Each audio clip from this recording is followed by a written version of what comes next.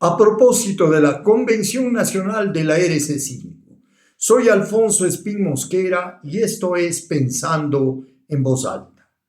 Efectivamente, este fin de semana se celebró la Convención Nacional de la Revolución Ciudadana. Y nada más incoherente e infamante que recordar ese discurso socialista de arenga al pueblo combativo, el que resiste, el que se mantiene altivo, dicho por la actual presidenta Gabriela Rivadeneira, años atrás en el Congreso Nacional, y celebrado, por supuesto, por Correa y sus secuaces, asesores económicos actuales de Venezuela, de a más de $120,000 al mes a costa de la pobreza del pueblo venezolano y que jamás han vivido las penurias ni la precariedad en la que se mueven los pobres cubanos o el éxodo de los venezolanos hacia el mundo entero buscando refugio al hambre y a la violencia.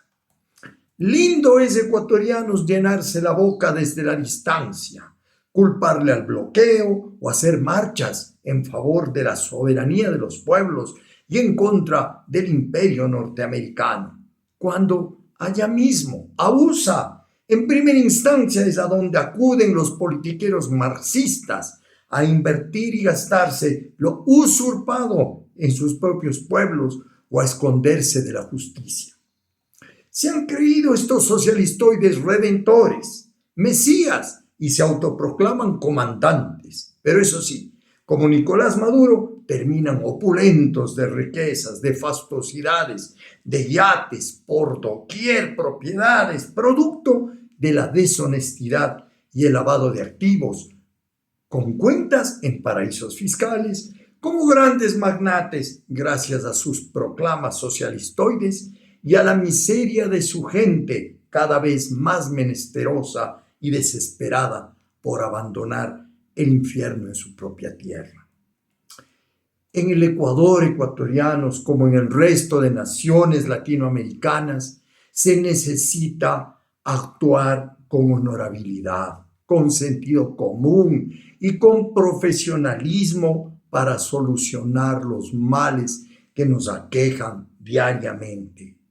Esa frase de meter las manos a la justicia significa secuestrar a la administración de justicia en manos de los grupos políticos, como se jactaba de hacerlo el líder prófugo de los revolucionarios actuales, Rafael Correa.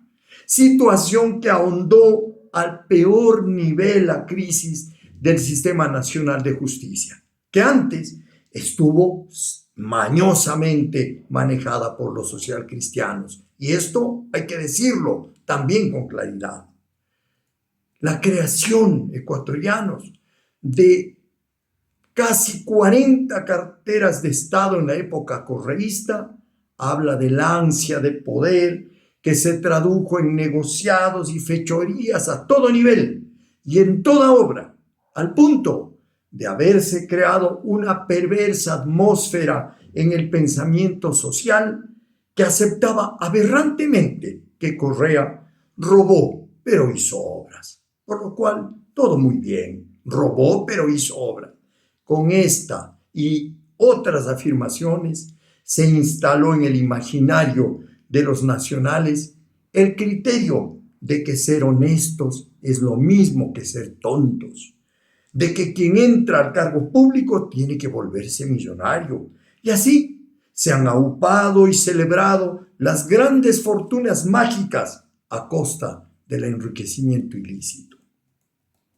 Lo más grave, ecuatorianos, lo más grave, lo más perverso de quienes se dicen socialistas actuales y por tanto seguidores de Marx, de Lenin, de Mao, de cuyas doctrinas con seguridad sabrán casi nada. Lo más grave ha sido pactar con los grupos delincuenciales nacionales e internacionales. Sus campañas electorales han sido financiadas por el narcotráfico y se han dado el lujo de legalizar el consumo de las sustancias estupefacientes donde han gobernado, tirándose a conocedores de la actualidad o dueños de visiones de última moda. Y sin embargo, esa juventud sumida en el vicio. Ante este panorama oprobioso de lo que yo le llamo el populismo de izquierda internacional actual, no hay que olvidar que los primeros responsables ciertamente son los gobiernos de derecha, que con sus malas administraciones han propiciado la llegada y el crecimiento de estas tendencias políticas de izquierda. Hoy, el gobierno de ADN, el de Daniel Noboa, tiene una gran misión. Y para empezar, deberá el presidente de la República darle la cara al pueblo, explicarle de viva voz las tareas que está cumpliendo, hablar como nunca lo ha hecho con el pueblo, dejarse de los mensajes vía redes sociales y de sus voceros.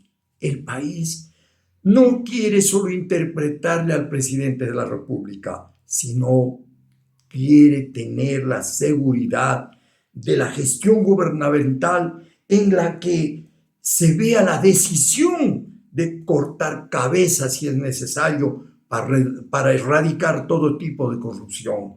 De lo contrario, ecuatorianos, las perversas fuerzas políticas que han causado tanto daño, que estaban en convención en Manta este fin de semana, engordarán en silencio y se dispondrán a retornar para calamidad de todos. Muchas gracias.